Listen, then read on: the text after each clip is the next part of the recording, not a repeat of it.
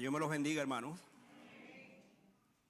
Qué bendición es poder estar otra vez en la casa del Señor y disfrutar de este tiempo previo a lo que vamos a presentar ahora, que es la palabra del Señor. No hay un asunto más importante que usted va a oír ahora, sino la palabra de Dios. Para eso le pido varias cosas. Primero, una concentración, una quietud, descanso allí en el Señor, y que usted solamente escuche una voz, la voz del Señor. Apague su teléfono, no se meta con ellos ahora. Escuche la voz del Señor. Abramos nuestras Biblias entonces y seguimos con nuestro libro, el libro de Lucas, precioso libro que nos está conduciendo durante este tiempo en verdades y enseñanzas extraordinarias que son necesarias aplicar a nuestras vidas. Y ahora estamos en el capítulo 8, estamos casi por terminar el capítulo.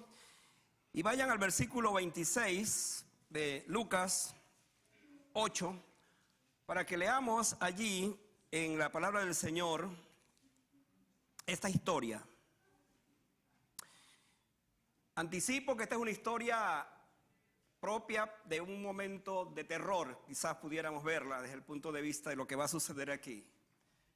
Pero lo importante es cómo termina esta historia de terror. Así que le invito para que piense en eso mientras leemos esta historia y le pedimos al Señor que nos guíe en esta tarde. Sígame por favor. Lucas 8, 26 en adelante. Y arribaron a la tierra de los Gadarenos, que está en la ribera opuesta a Galilea. Al llegar a él a tierra, vino a su encuentro un hombre de la ciudad, endemoniado desde hacía mucho tiempo, y no vestía ropa ni moraba en casa, sino en los sepulcros. Este, al ver a Jesús, lanzó un gran grito y postrándose a sus pies exclamó a gran voz: ¿qué tienes conmigo, Jesús, Hijo del Dios Altísimo? Te ruego que no me atormentes. Porque mandaba al espíritu inmundo que saliese del hombre, pues hacía mucho tiempo que se había apoderado de él, y le ataban con cadenas y grillos, pero rompiendo las cadenas era impedido por el demonio a los desiertos, impelido quise decir. Y le preguntó a Jesús diciendo: ¿cómo te llamas? Y él dijo: Legión, porque muchos demonios habían entrado en él. Le rogaban que no los mandase a ir al abismo. Había allí un hato de muchos cerdos que pasían en el monte, y le rogaron que los dejase entrar en ellos, y les dio permiso. Y los demonios salieron del hombre, entraron a los cerdos, y el hato se precipitó por un despeñadero al lago y se ahogó. Y los que apacentaban los cerdos, cuando vieron lo que había acontecido, huyeron y yendo dieron aviso en la ciudad y por todos los campos. Y salieron a ver lo que había sucedido y vieron a Jesús. Y vinieron a Jesús y hallaron al hombre, escucha esto ahora. Y hallaron al hombre de quien habían salido los demonios, repitan conmigo, sentado a los pies de Jesús, vestido y en su juicio cabal. Y tuvieron miedo. Y los que los habían visto les contaron cómo había sido salvado el endemoniado. Entonces toda la multitud de la región alrededor de los Gadarenos les rogó que se marchase de ellos, pues tenían gran temor. Y Jesús, entrando en la barca, se volvió. Y el hombre de quien había salido los demonios le rogaba que le dejase estar con él. Pero Jesús le despidió diciendo, repitan conmigo esa última parte: vuélvete a tu casa y cuenta cuán grandes cosas ha hecho Dios contigo. Y él se fue, publicando por toda la ciudad cuán grandes cosas había hecho Jesús con él. Amén. Oremos. Señor, estamos en presencia de un pasaje que nos invita a pensar detenidamente. Estamos viendo la historia de un hombre que estaba bajo el poder de Satanás, de tal manera que toda su vida ya no tenía significancia, pero se encontró con Jesucristo, aquel que vino para libertar a los cautivos, para dar vista a los ciegos, resucitar a los muertos y a los hombres oprimidos, sacarlos de su cárcel. Pedimos, Señor, que esta tarde tú nos dirijas para entender, interpretar, digerir y aplicar un texto tan tremendo como este. Gracias por tu palabra, porque siempre será palabra de Dios, viva y eficaz y poderosa, para que nosotros la oigamos, la entendamos y la vivamos. Que esta tarde, Señor, tu nombre sea glorificado y que vivamos la experiencia de aquellos años, de aquel momento cuando Jesucristo, frente al poder de las tinieblas, frente al poder de Satanás, pudo destruirlo, porque Él vino para dar vida a los hombres que estaban cautivos y que están cautivos bajo el poder de Satanás. Gracias una vez más por esta tarde, en el nombre de Jesús. Amén. Los niños van a sus respectivos lugares y ustedes se sientan y allí nos quedamos para escuchar la palabra del Señor esta tarde. Bienvenidos. Me gozo en verles otra vez a ustedes. Es una bendición poder estar en la casa del Señor. ¿Se han dado cuenta que por fin tenemos un día de primavera? Porque la verdad es que estos días el frío todavía parecía que se iba a quedar con nosotros por el resto del año. Pero bueno, aquí estamos, aquí estamos. Aquí va nuestra bella juventud, los próximos años. Hermanos, que el Señor nos bendiga esta tarde. Otra vez,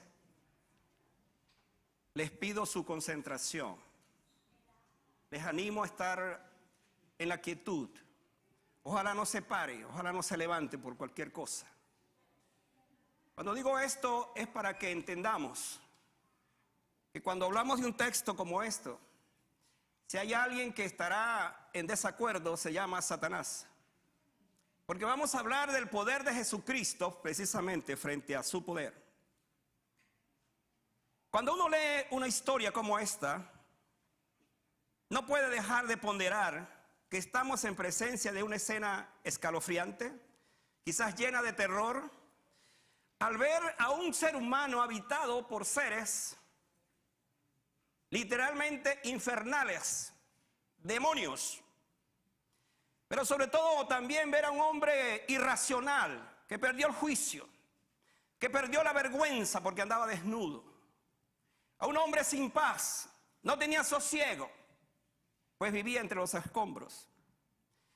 Siempre he pensado que si esta historia Hollywood la llevara al cine, sería una historia, una película, quiero decir, de mucha taquilla, porque al ver dos poderes confrontados, el poder de las tinieblas y el poder de la luz representado en Jesucristo, seguramente uno pudiera pensar que esto, la gente que trabaja en esto, pues pudiera verla como un gran éxito. Pero hermanos, la verdad de esta historia es que para nosotros confirma, por un lado, el mesianismo de Jesús, que Jesucristo es el Mesías.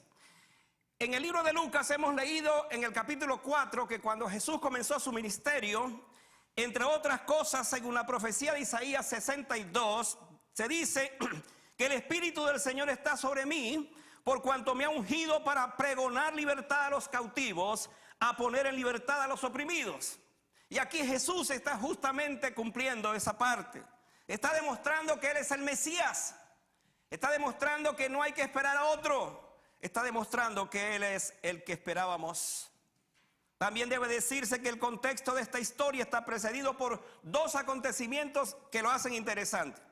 Jesús está en la otra orilla, antes de cruzar el mar, y está hablando a una multitud muy grande, ávida de Él, buscándole para ser sanada, para ser escuchados, para ser aliviados de sus cargas.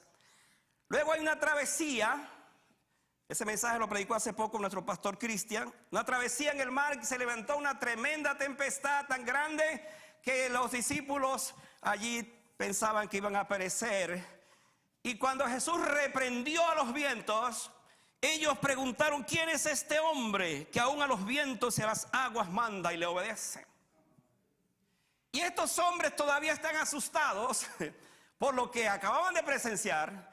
Llegan a la otra orilla y el que les da la bienvenida es un endemoniado. Ahora quiero que se imaginen la escena, porque aquello ocurrió, según Marcos capítulo 5, ocurrió al amanecer del siguiente día. Y no vino la multitud a darle la bienvenida a Cristo como estaba en la otra orilla, que lo despidieron, sino un hombre. Pero no un hombre, hermanos. Una casa llena de seres infernales, de demonios. Todo esto es un escenario propicio para ver entonces cómo Dios, Jesucristo en este caso, opera la liberación de un hombre. Yo quiero que usted mantenga en mente esto. Jesús estaba atendiendo a una multitud y él va a la otra orilla especialmente para trabajar o para obrar en la vida de un solo hombre, por la historia que vamos a ver. Y hermano, le tengo una buena noticia esta tarde. Si usted fuera la única persona por la cual Cristo ha muerto, usted debe darle gracias a Dios, porque eso habla del gran amor de Él por su vida. El hecho de que Él se tomara el tiempo, la ocasión de ir a una región como era esta, por cierto, la región de los gentiles, eso habla mucho entonces de lo que dijo el mismo Lucas 19:10, que es el texto central de Lucas, cuando dijo que Él vino a buscar y a salvar lo que se había perdido. Hermano, Dios por medio de Jesucristo vino a buscar y a salvar lo que se había perdido, y tú y yo somos parte de eso que se habían perdido. Nosotros estamos aquí no porque seamos los mejores, sino porque Dios tuvo misericordia de nosotros y nos ha salvado, nos ha perdonado. Y esta verdad, hermanos, se encarna en nuestros corazones para decirle: gracias, Señor, porque así como ese hombre poseído por demonios, tú también has llegado a mi corazón y ahora soy salvo, soy un hijo tuyo. La salvación de este hombre nos lleva a pensar en tres cosas, quiero que las mantenga en mente, que Dios le devuelve a una persona: la dignidad, también, o la identidad, quiero decir, la identidad, la dignidad y el propósito de vida. El mensaje tiene esta pregunta, la misma pregunta: ¿cuál es tu nombre? Y sabe que usted esta tarde va a escuchar la voz también del Señor, que se va a acercar y le va a decir: ¿cuál es tu nombre? ¿Cuál es tu nombre? Ahora, cuando uno analiza esta pregunta, uno tiene que entrar en cuál es la revelación de esta pregunta. ¿Por qué Jesús hizo esta pregunta? Por supuesto, la pregunta tiene que ver porque aquel hombre no se llamaba José, ni Pedro, ni Juan. Se llamaba Legión. Y es aquí donde encontramos entonces unas características que nos deben motivar y llevar, por supuesto, a estudiar este pasaje y ver por qué Jesús hizo esta pregunta: ¿cuál es tu nombre? Cuando yo pienso en esta pregunta, en el contexto, repito, del poder de las tinieblas y el poder de Jesucristo, termino pensando que cuando Jesús hizo esta pregunta, Él estaba pensando, por supuesto, en todo lo que iba a suceder, lo que iba a pasar. Amada iglesia, y eso es lo que esta tarde que el Señor nos va a revelar. Por un lado tenemos entonces que esta pregunta nos muestra a un hombre con la identidad perdida. Capte ese pensamiento. Un hombre con la identidad perdida. Cuando hablo de identidad, hermanos, para que se entiendan, estamos hablando de un hombre que no sabía cuál era su nombre. Si usted, por ejemplo, hay momentos en su vida cuando se le olvidó su nombre, usted tiene que saber: yo no sé entonces qué es mi vida. No sé quién soy. Pues estamos en presencia de este hombre. Este hombre también había perdido la identidad de su familia, por todas las cosas que vamos a ver. Ahora, vea el versículo 27, que nos muestra entonces a un hombre endemoniado, pero no de algunos días. Mire lo que dice el versículo: al llegar a la tierra, vino a su encuentro un hombre de la ciudad endemoniado desde hacía mucho tiempo. Esta expresión, hermano, uno puede pensar meses, años, desde la juventud, no sabemos. De hecho, también el versículo 29 dice, pues hacía mucho tiempo que se había apoderado de él, hablando de los demonios. De acuerdo con Marcos 5, que aparece esa historia también, otra vez he dicho que esta historia sucedió en una noche. Los discípulos estaban aterrados por las experiencias del mar. Ahora se encuentran con esto. Y cuando este demonio viene a Jesús, quiero decir, y pega ese grito, Jesús lo llama o le pregunta, ¿cómo te llamas? Cuando pensamos en esto, no es lo mismo al hablar del tiempo, cuando usted y yo, por ejemplo, pasamos por una enfermedad. Vamos a verlo en este contexto. Una enfermedad que está siendo tratada. Hay la esperanza de que usted va a ser sanado. Hay enfermedades modernas que gracias a la ciencia están siendo curadas. Algunas quizás son incurables, como algunos cáncer, por ejemplo, que son ya casi incurables.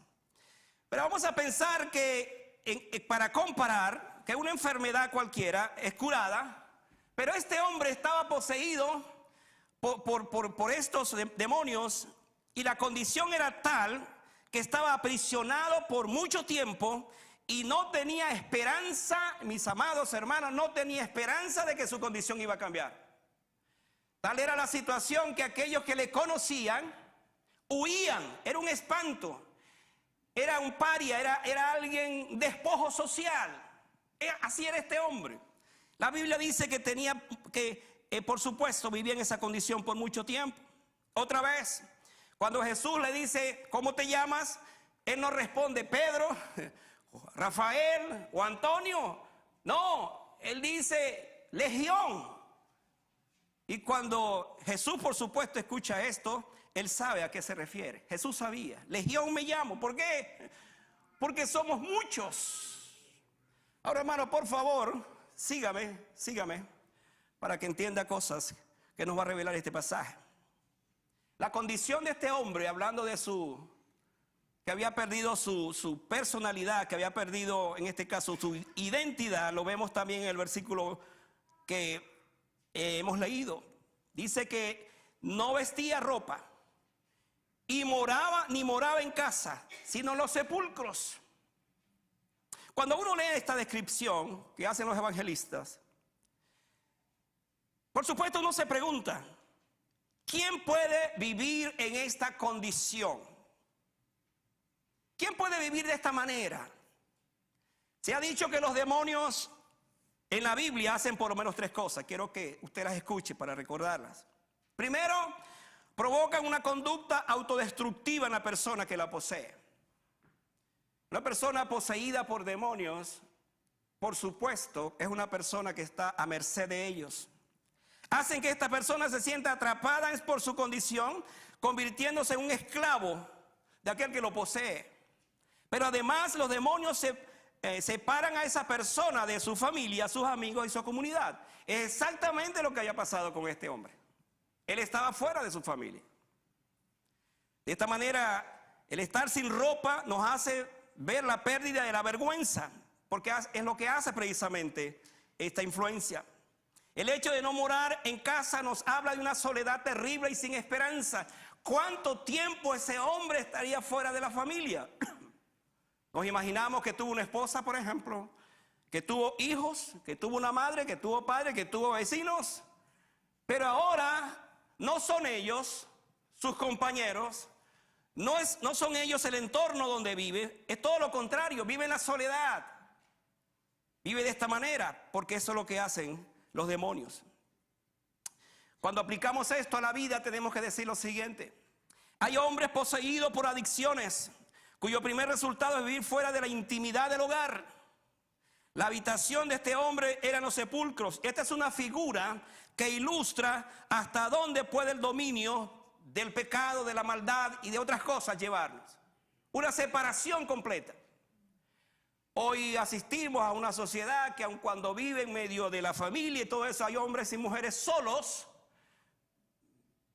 participando de alguna adicción, de alguna condición en su vida, y eso entonces, eso los lleva a vivir en esa condición. Ahora, hay algo también interesante en el versículo 28, hablando de esta identidad perdida. Miren lo que dice el versículo 28. Cuando los demonios ven a Jesús que sale de la barca y entra a su región, dice que vienen corriendo. A mí me llama la atención este pasaje, porque no dice que salieron huyendo, sino que vinieron corriendo y se postra delante del Señor y le dice: ¿qué tienes conmigo, Jesús, Hijo del Dios Altísimo? Cuando uno lee un pasaje como este, hay varias cosas que por supuesto comienzan que vienen a la mente. Porque este hombre, al ver a Jesús, vino gritando y exclamó de esa manera. Una de las maneras como vemos la pérdida de la identidad cuando los demonios influencian en una persona es la presente pregunta. Es obvio que quien está hablando no es el hombre. Aquí viene la cosa que hay que para que entendamos esto. No es el hombre el que está allí hablando. ¿Quién está hablando entonces? Pues hay alguien representando a esa cantidad de demonios que están allí. Ahora déjeme darle este dato para que pensemos un poco en esto. La palabra legión viene del ejército romano. Y se dice, escuche esto, que una legión podía estar compuesta por 4,000 y 6,000 soldados.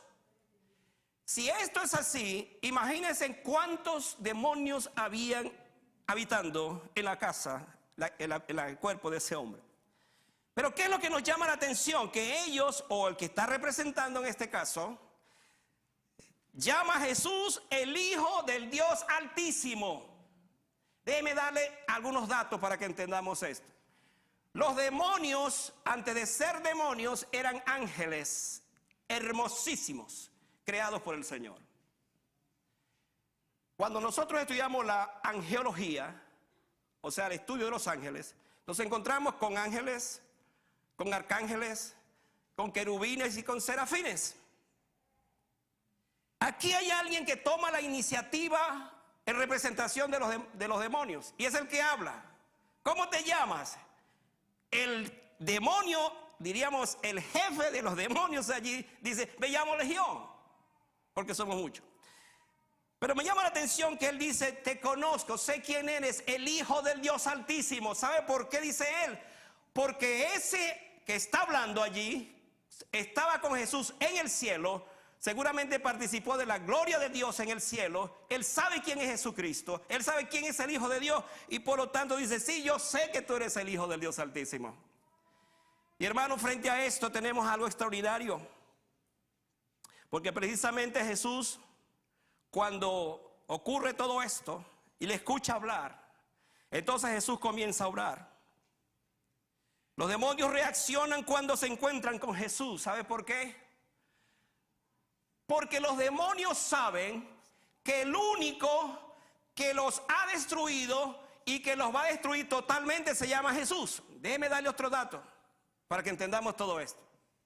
El infierno ha sido creado para los ángeles, para estos ángeles, para los demonios, que ya están caídos. Y van a ser enviados al abismo. Según la historia, vamos a ver esto. ¿De qué estamos hablando entonces? Que ellos saben que si Jesús los envía al abismo, entonces van a ser atormentados, como dice Mateo, antes de tiempo. Por eso es que le hacen una petición interesante que lo vamos a ver luego. En efecto, antes que ellos vayan al abismo, Jesús les da permiso para poseer a los cuerpos de cerdos, quienes al sentirlos, ellos se precipitaron en el mar y se ahogaron.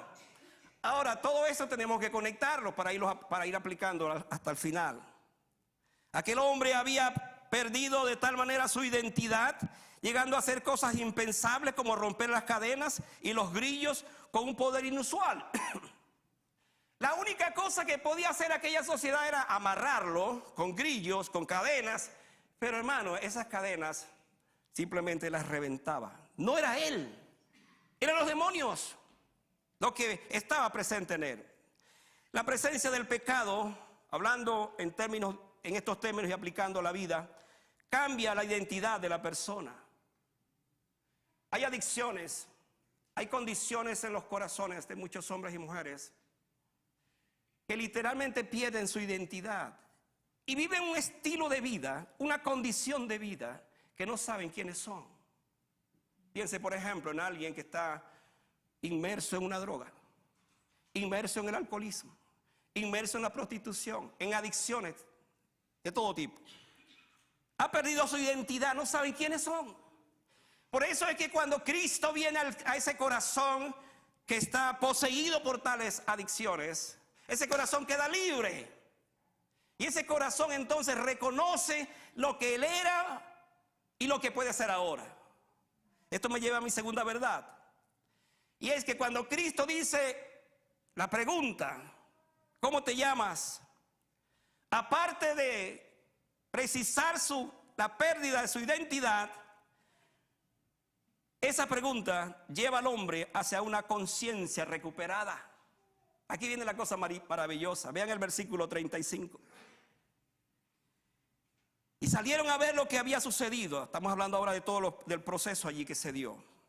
Y vinieron a Jesús y hallaron al hombre de quien habían salido los demonios. ¿Cómo estaba ese hombre? Sentado a los pies de Jesús, vestido y en su juicio cabal. Y por supuesto tuvieron miedo. Ahora, hermano, la escena ha cambiado totalmente. El poder de Jesús hizo que toda la ciudad viniera para ver al hombre atormentado. Pero ese hombre que estaba atormentado ahora está sentado. Pero está sentado a los pies de Cristo. Ahora piensen un poquito en esto. Ya no tiene demonios porque todos los demonios salieron y ahora están en los cerdos. Y los cerdos van hacia el mar y se ahogan. Voy a hacer una aplicación al final de eso. Ahora está un hombre libre.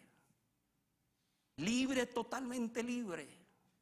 Hermano, porque solamente Cristo puede hacer libre al hombre. Absolutamente libre. ¿Cómo vemos esto? Ese hombre andaba por todas partes golpeándose con piedras en la cabeza, corriendo, no tenía sosiego, pero ahora está sentado. Pero está sentado a los pies de Cristo. Esta figura a mí me encanta, hermano. ¿Sabe por qué? Porque una de las cosas que hace el Señor cuando llega a un corazón y lo perdona es que lo invita para que sea su discípulo, para que se convierta en un seguidor. Y ahí está a los pies. Antes de esto, este hombre era un espanto, un paria, un despojo social. Pero ahora el hombre que siempre de día y de noche andaba dando voces en los montes, en los sepulcros, hiriéndose con piedras, según Marcos 5:5, que es la misma historia, Cristo lo ha detenido su carrera. Por primera vez, después de mucho tiempo, este hombre tiene paz. Hermano, una de las cosas que hace Cristo en cada corazón, la primera cosa que hace es traer paz. Mi paz os dejo, la paz os doy. No como el mundo la da, sino como yo la doy. Lo dijo Jesucristo. Esto es lo que Cristo hace. Hay personas atormentadas por influencias cuya vida también son un tormento. Viven en sosiego, moviéndose de un lado para otro. Pero cuando tienen un encuentro con Jesucristo, como lo tuvo este hombre, Jesús los sienta, los llena de paz y los pone a sus pies. No más piedras para golpear la cabeza. No más gritos. No más cadenas. Cristo le dio la libertad. Porque ese es el propósito más grande que vino el Señor a hacer en esta vida. A poner al hombre y a la mujer en libertad. Y usted puede estar pensando esta hora así, pero yo me siento libre. Yo estoy libre. Déjeme darle esta palabra. Si usted no tiene a Cristo en su corazón, tiene otros amos. Y esos otros amos le esclavizan. Por lo tanto, si el Hijo os libertare, seréis verdaderamente libres. No hay libertad fuera de Cristo, aun cuando usted se sienta libre. Eso es lo que nos dice la Biblia. Entonces observe lo siguiente: este hombre no podía vivir en una casa, y lo único que hacían por él era ponerle grilletes, como dije, amarrarlo con cadenas, pero las reventaba. Pero el que antes veían corriendo, vinieron y lo vieron. Pero lo vieron, hermanos, lo vieron a los pies de Jesús. Ahora mire el versículo otra vez 35. No solamente está a los pies, sino que está, dice, vestido. Hay tres cosas que sucedieron en la vida de este hombre. El que estaba corriendo ahora está sentado. El que estaba desnudo ahora está vestido.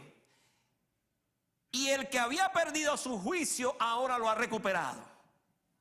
Porque esas tres cosas es las que hace el Señor cuando viene a un corazón. Nos pone tranquilos, nos da la paz. Ahora quiero comentar esta parte, porque Jesús viste a quien antes perdió la vergüenza. Este hombre había perdido la vergüenza y andaba desnudo. ¿Puede imaginarse esta escena?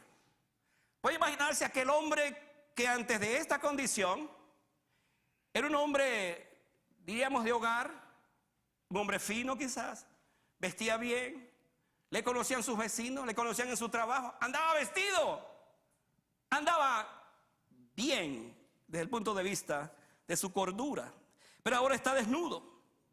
Sin embargo, cuando se encontró con el poder libertador de Jesucristo, fue vestido de nuevo.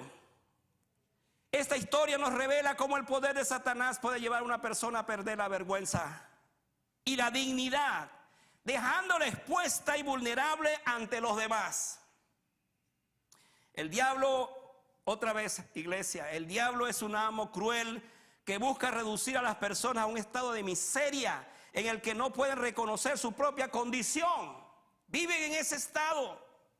Y esto, repite, lo que hacen, por ejemplo, las adicciones, que hace que una persona pierda todo el sentido de dignidad y la autoestima por esos deseos. Y no es feliz hasta que no satisface esos deseos. Pero Jesús tiene preparado un vestido nuevo para aquel que viene a su presencia. A mí me llama la atención esta historia, que cuando ellos vinieron, no encontraron vestido. ¿Quién le dio el vestido? No sabemos. Además, no importa. El asunto es que está vestido. Esto significa que Cristo cubrió su vergüenza. Déjeme darle este dato para conectarlo con la historia bíblica. Cuando el hombre pecó, lo primero que dijo, lo primero que descubrió Adán y Eva, es que estaban desnudos. Y cuando Dios dice, ¿dónde estás tú? Preguntando por él, estamos escondidos. ¿Y por qué están escondidos? Dice el Señor. Porque estamos desnudos. ¿Y quién les enseñó que tenían que estar desnudos? Y ahí viene toda la culpabilidad. Bueno, la mujer que me diste, la serpiente, y etcétera, etcétera. Hermanos, esta verdad no ha cambiado. Desde entonces el hombre está desnudo. ¿Y sabe lo que hizo Dios en aquel momento para que entendamos también esta historia? Que mató a un animal, por supuesto, seguramente una oveja, y aquellos que se cubrían con hojas de allí del huerto, pues al salir al sol las hojas se secaban y se volvía a ver el asunto otra vez. Así de simple, seguían desnudos. Entonces Dios sacrificó a un animal, derramó sangre, y aquí hay una tipología que viene más adelante, que representa a Cristo, y cubrió su vergüenza. Ahora tenemos un hombre que estaba desnudo, pero Cristo ha cubierto su vergüenza. Dios cubrió su desnudez sacrificando, en este caso anteriormente, a un animal, y ahora Cristo ha cubierto su vergüenza. Este vestido nuevo habla de una relación nueva. La Biblia dice, despojaos del viejo hombre y vestíos del nuevo hombre creado según Cristo Jesús. Ese es el nuevo hombre que tenemos ahora. Pero además Jesús devuelve la razón a quienes el mal se la ha robado. Vean lo que dice otra vez el versículo 35, por favor. Ubíquense allí, ese versículo. Y miren lo que dice el texto. Y salieron a ver lo que había sucedido y vieron a Jesús y hallaron al hombre de quien había salido los demonios sentado a los pies de Jesús, vestido, y ahora esta frase, y en su juicio cabal. Qué lindo esto, hermano. La razón que la había perdido, ahora recuperada por Jesucristo. Y aquí el asunto más importante de este acto de liberación. Las cosas previas que este hombre hacía eran de alguien con una mente invadida y anulada. Simplemente había dejado de pensar racionalmente porque otros seres habían ocupado su conciencia. Y es que alguien no podrá actuar de otra manera si su juicio y su razón ha sido secuestrada. Hay personas que hacen cosas que después dicen, pero ¿cómo hice yo eso? Es la historia, por ejemplo, de alguien que una borrachera, por mencionar algo, mata a alguien. Y después que pasa el momento, dice, pero yo no fui, yo no quise hacer eso. Pero ¿sabe por qué sucede? Porque al estar en esa condición, hay alguien que tomó la mente de esa persona e hizo eso, y se llama Satanás. Estamos en presencia de un acto donde Jesucristo trajo no solamente libertad, puso a ese hombre en quietud, sino que ahora le devolvió su conciencia. La verdad de esta historia es la de un hombre con una razón recuperada por la intervención poderosa de Jesucristo.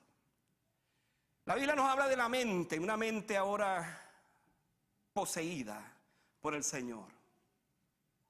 A mí me gusta esta idea porque cuando nosotros hablamos de lo que Dios hace en nuestra conversión, es que precisamente nos da una mente nueva, una conciencia nueva, nos hace nuevo desde el punto de vista. ¿Por qué razón?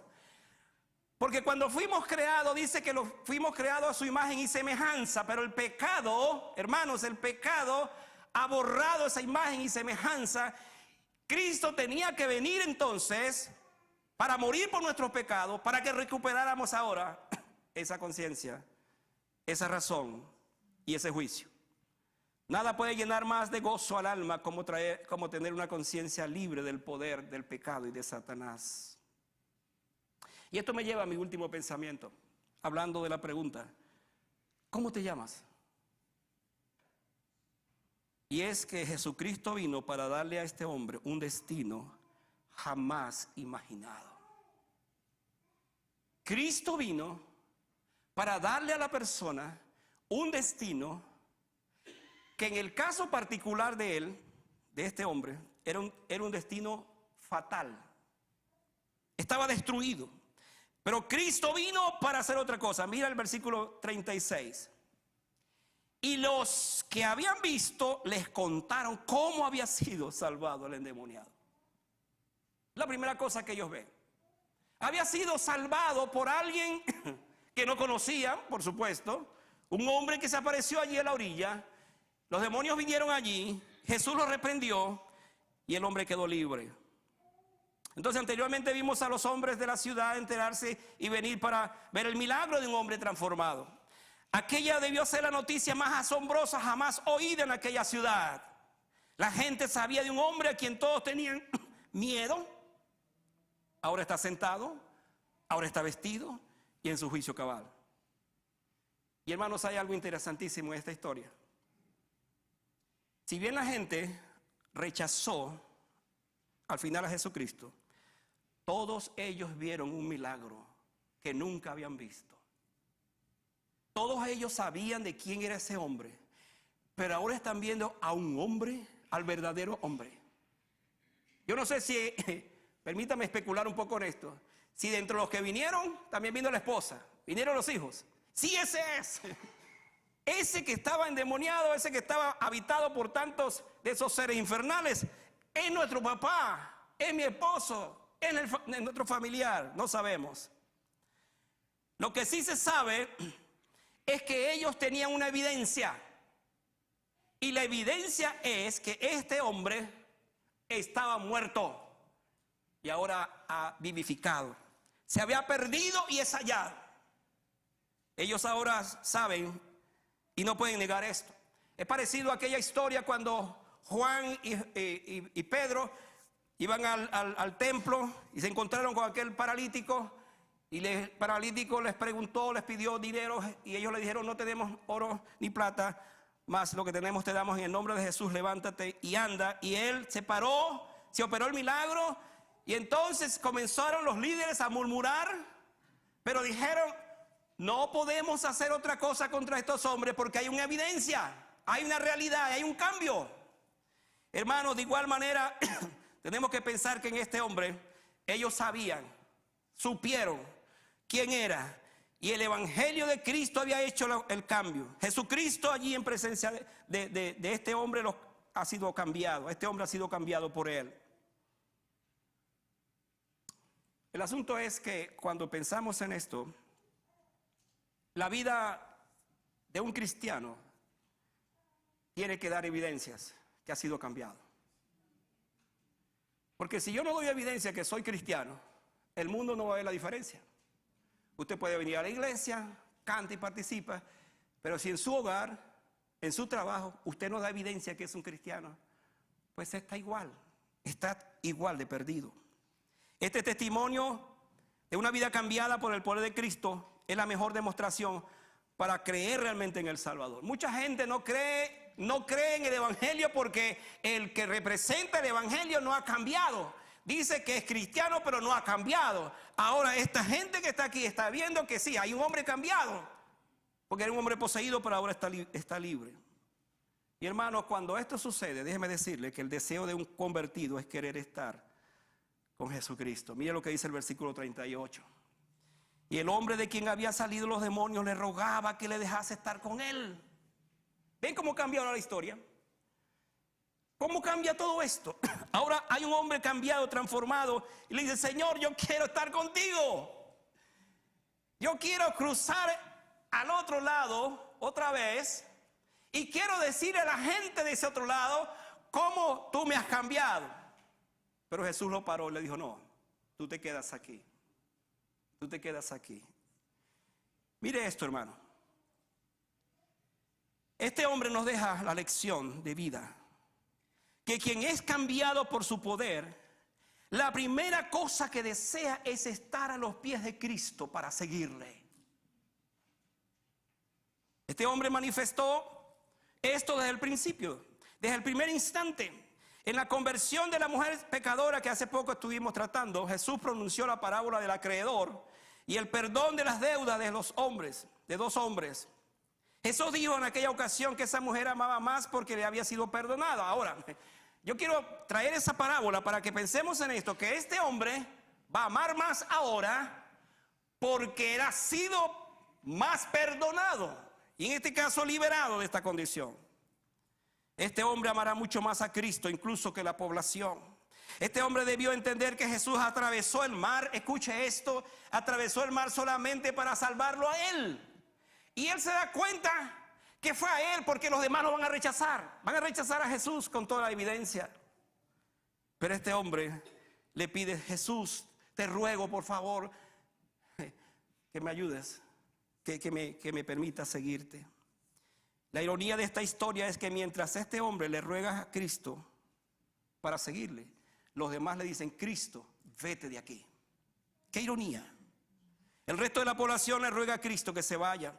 Aprendamos de este hombre: el más grande deseo de un verdadero discípulo es querer estar a los pies de Cristo para amarlo y seguirlo. Si yo no tengo esa convicción como creyente, como un hijo de Dios, entonces debo revisar mi relación con el Señor. ¿Qué es lo más natural de un alguien que realmente ha conocido a Cristo? Amarlo y seguirlo. Esto fue lo que sucedió aquí. Y me lleva a este último pensamiento en este mismo contexto. El misionero menos pensado para la región más incrédula fue este hombre. ¿Cómo vemos esto? Mire lo que le dijo Jesús ahí en el versículo 39. Vuélvete a tu casa y cuenta cuán grandes cosas ha hecho Dios contigo. Y él se fue, escuche esto, hermano, publicando por toda la ciudad cuán grandes cosas había hecho Jesús con él. Ahora, cuando uno lee esta historia en Marcos, se encuentra con una palabra interesante. Y la palabra Decápolis, dice que fue a Decápolis. Decápolis es una palabra griega que significa 10 ciudades. Ahora, déjenme pensar en esto, hermano. Él se fue por 10 ciudades a predicar el evangelio. Yo quiero pensar esto. Esas 10 ciudades conocieron de Jesucristo. Esas 10 ciudades, o en esas 10 ciudades, seguramente se fundó una iglesia. Porque un misionero, el menos indicado, comenzó a decirle, ¿qué les dijo a ellos? ¿Qué les dijo? Bueno, que yo era una casa de demonios, pero ahora soy libre. Hermano, le tengo esta buena noticia para usted que tiene problemas a veces para evangelizar.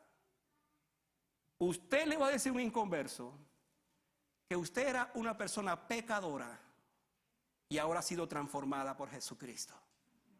Ese es su testimonio. Es lo que ha sucedido en su vida que usted le comparta. Pues eso es lo que hizo este hombre. Jesús le ordena a este hombre regresar primero a lo suyo. Vete a tu casa. ¿Por qué? Porque, hermano, déjeme pensar también en esto. Este hombre le dio cabida a Satanás, porque no puede ser que él haya sido poseído así por de buenas a primeras.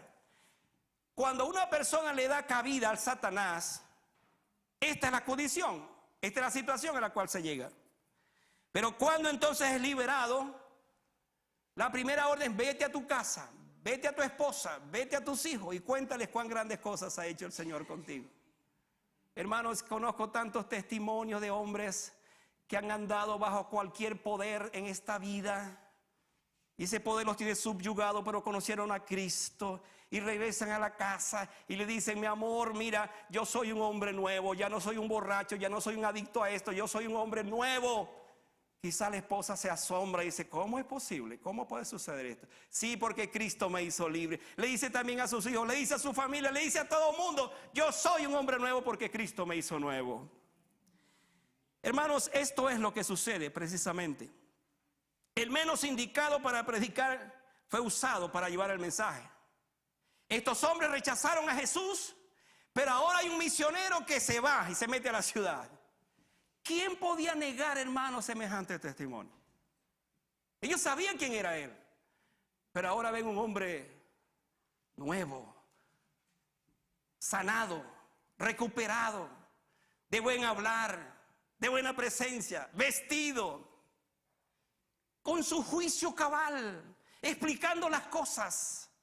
Es un hombre nuevo, porque eso es lo que hace Jesucristo en la vida de una persona.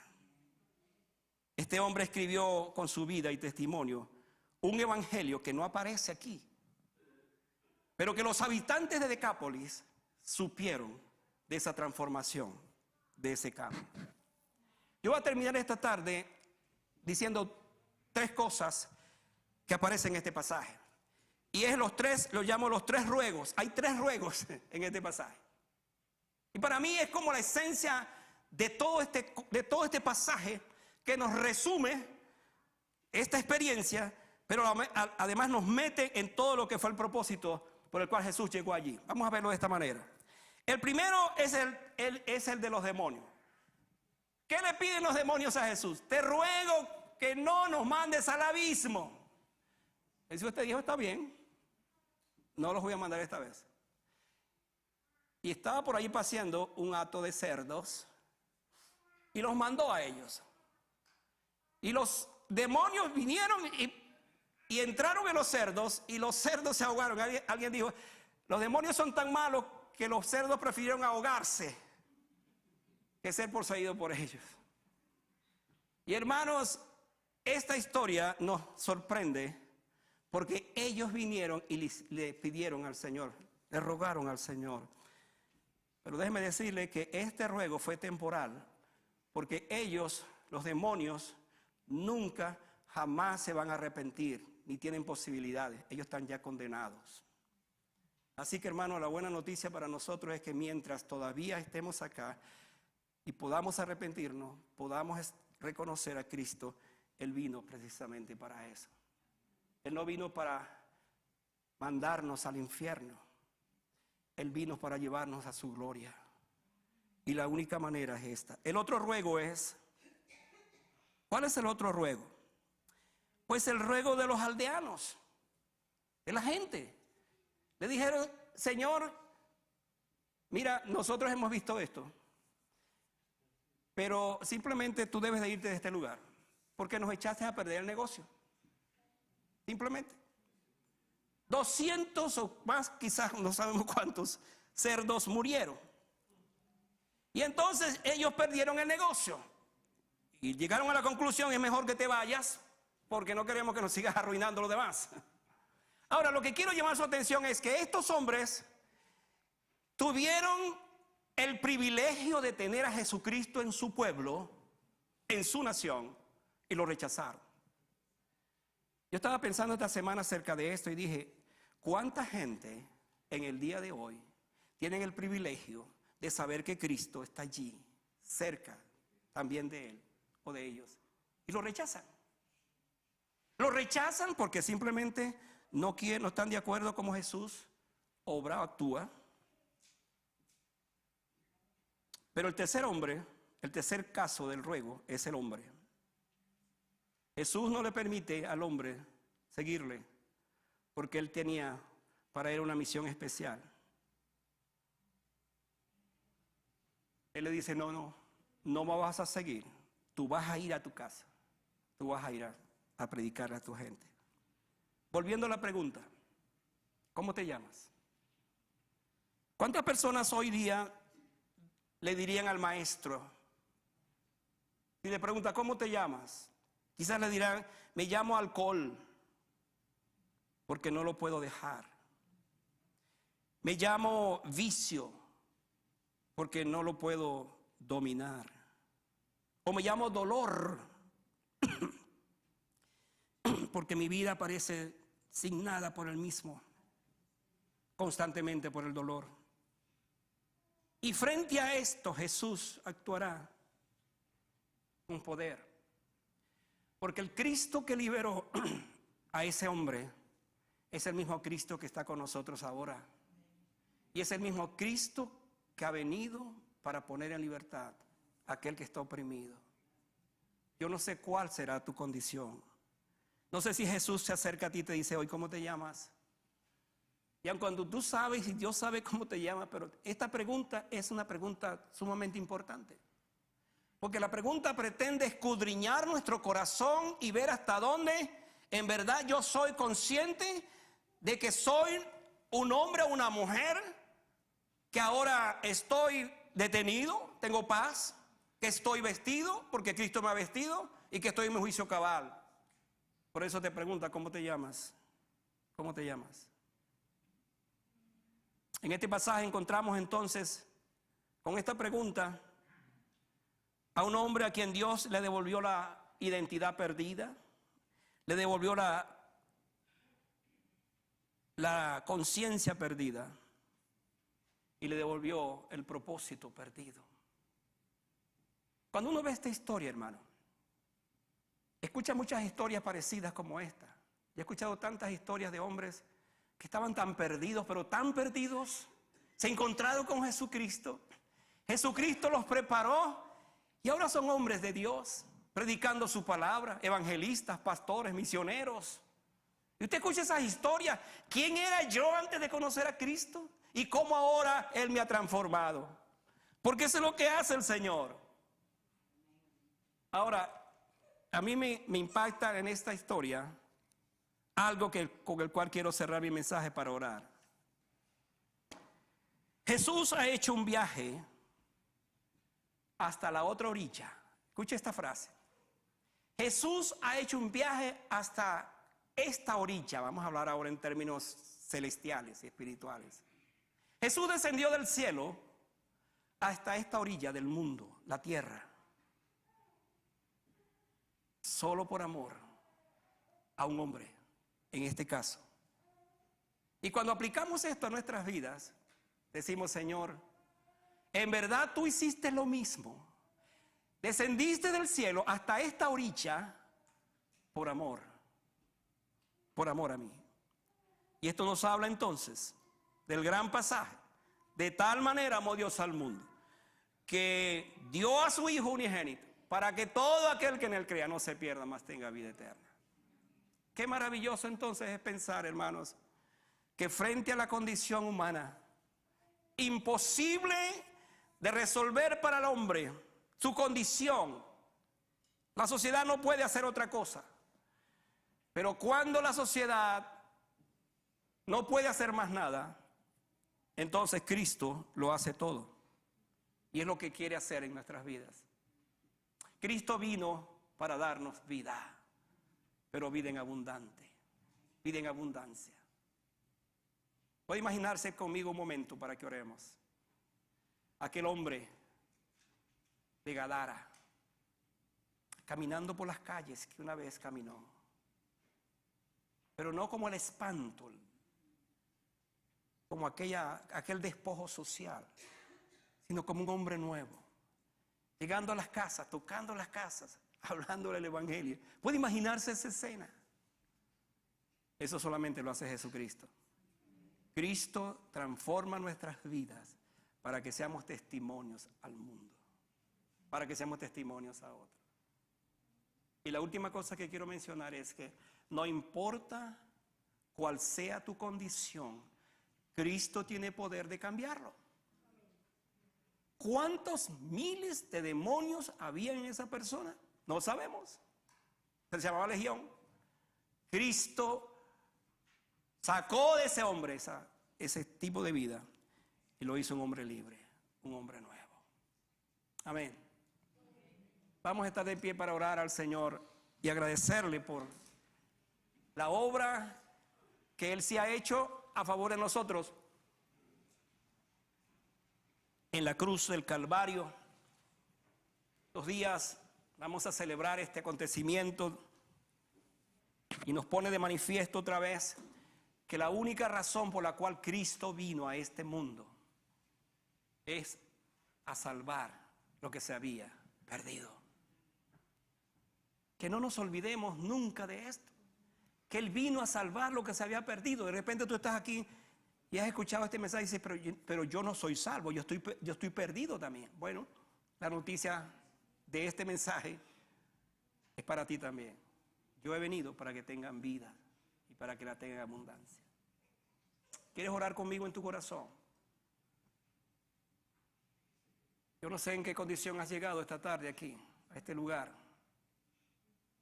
Dios sabe en qué condición has llegado. Quizás en esta hora tú reconoces a la luz de esta historia.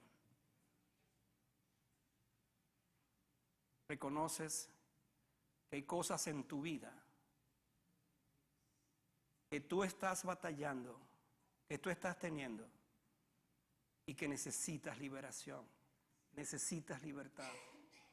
Yo no sé cuál es tu condición, el Señor la sabe, pero quiero orar por ti esta tarde.